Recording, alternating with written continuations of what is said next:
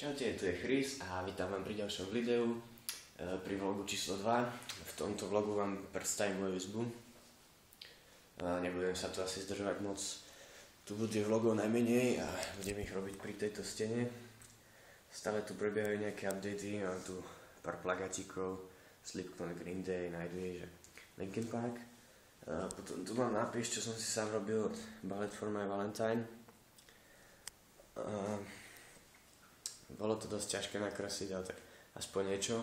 Túto celú stenu by som si chcel vyplagatovať a tak stále ich nejak zháňam.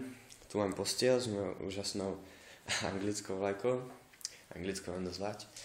A tu je moja mačka, neviem či vidíte, zapnem na svetlo. Volá sa April. Budete ju vidieť asi často, keď budem doma, pretože je stále so mnou. A tak. Tuto je stena tiež, čo som si sám. Sú tam nejaké nápisy, tak možno tento You made your choice, now turn and get out. A je tu dosť textov z piesní, asi ich nebudete poznať všetci, ale tak vidíme.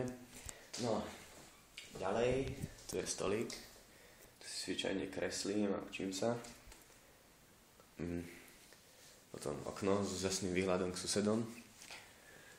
Sme na dedine, takže susedia hneď oproti, susedia všade. Tu mám všetky svoje veci, posilovací stroj. Moc ho nevyužívam, ale tak to nevadí. No a tu je moja gitara. S tou sa stretám už skoro každý deň. Učím sa na nej, pretože hudba to je pre mňa asi najviac zo všetkého.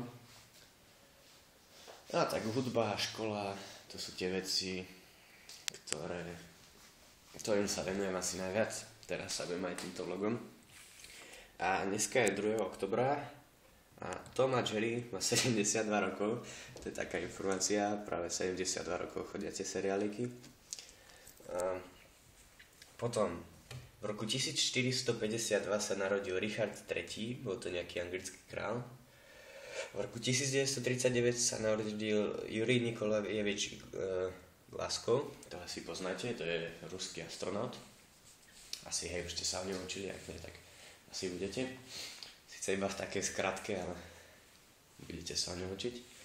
A takéto informácie, také najzaujímavejšie, alebo také budem poskytovať každý deň. Alebo podľa toho, jak budem robiť vlog, podľa toho, aký bude deň a či budú nejaké zaujímavé informácie. Napríklad ako s týmto Jerrym. A to bude asi všetko. Tak sa zatiaľ máte. Čaute.